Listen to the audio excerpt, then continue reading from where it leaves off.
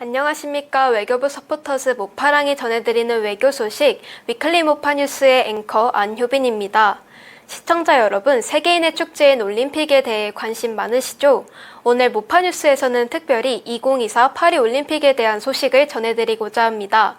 7월 26일부터 8월 11일까지 개최되는 2024 파리 올림픽은 친환경 올림픽으로 주목받고 있는데요. 이번 올림픽이 어떻게 친환경적으로 준비되고 있는지 자세한 소식 류수 기자가 전해드립니다. 네, 파리에 나와 있는 류수 기자입니다. 2024년 파리올림픽이 지난 26일 개막하여 이곳 파리를 뜨겁게 달구고 있습니다. 100년 만에 파리에서 다시 열린 이번 올림픽은 좀 더 특별한 점이 있습니다. 바로 친환경 올림픽이라는 점인데요.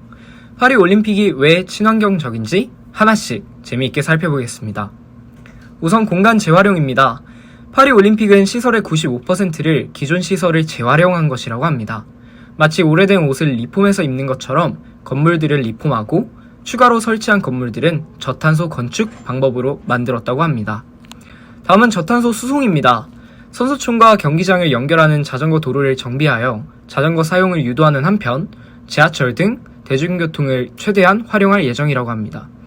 파리 경기장의 80%가 반경 10km 이내에 있어서 걸어서도 금방 갈 수 있다니 이 정도면 완전 탄소 배출 제로라고 할 수 있겠네요. 탄소 배출을 줄이는 또 다른 방법, 친환경 에너지 사용입니다. 올림픽 경기장에서는 재생 가능한 전기만 사용된다고 하는데요. 화석 연료는 저리 가라! 기존 건물에 태양열 지붕을 설치하는 등 화석 연료 대신 풍력과 태양광 발전을 이용한 친환경 에너지가 적극적으로 활용됩니다. 날씨가 도와주지 않으면 어떻게 하냐고요? 유럽연합에서 재생 가능한 전기를 가져와서 사용할 계획이라고 합니다. 또 하나 재미있는 건 저탄소 식단입니다. 지역에서 재배한 신선한 농산물로 만든 음식들을 제공한다고 하는데요. 채소는 2배로 늘리고 육류는 줄여서 탄소 배출을 확 줄이는 저탄소 메뉴를 맛볼 수 있습니다. 이번 올림픽에서는 채식주의자 선수님들도 신나겠어요. 마지막으로 플라스틱 사용 제한입니다.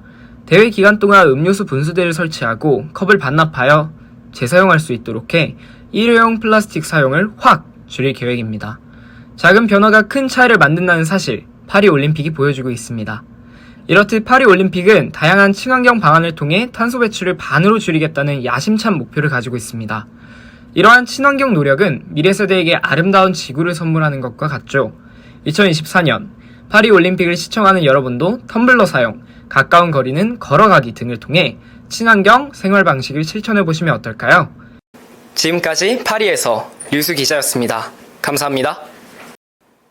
네, 류수 기자 잘 들었습니다. 친환경 탈탄소가 주요 글로벌 화제로 떠오르는 요즘 2024 파리 올림픽은 기후변화 대응 필요성과 관련해서 전 세계 많은 사람들의 인식을 제고하는 계기가 될 것으로 기대가 됩니다. 외교부를 비롯한 우리 정부가 올림픽 기간 동안 파리를 방문하는 우리 국민들을 위해 어떤 지원을 제공할 예정인지 류수 기자를 스튜디오로 초청하여 자세히 살펴보겠습니다. 류수 기자, 조금 전까지는 파리에 있다가 왔는데 파리 분위기는 어떤가요? 우리 국민들 역시 파리를 많이 방문했을 것 같은데요.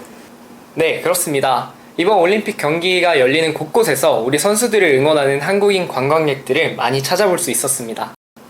그렇군요. 많은 사람들이 파리를 방문한 만큼 사건, 사고가 발생할 확률도 높을 것 같은데요.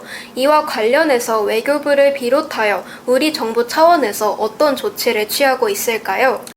네, 우리 정부는 이번 올림픽 동안 주 프랑스 대사관 내 임시 영사 사무소를 설치하여 우리 국민의 안전을 책임지고 있습니다. 이 임시 영사 사무소는 7월 24일부터 8월 12일까지 운영되며 외교부, 소방청, 경찰청, 국가정보원, 대테러센터 등 직원들로 구성된 정부 합동 신속 대응팀입니다. 그렇군요. 혹시 올림픽 관람 중에 문제가 생기면 임시영사 사무소를 방문해 도움을 받을 수 있겠네요. 그렇다면 임시영사 사무소에서는 구체적으로 어떤 도움을 받을 수 있을까요? 임시영사 사무소는 우리 국민이 사건이나 사고를 겪을 경우 신속하게 도움을 제공하는 역할을 합니다.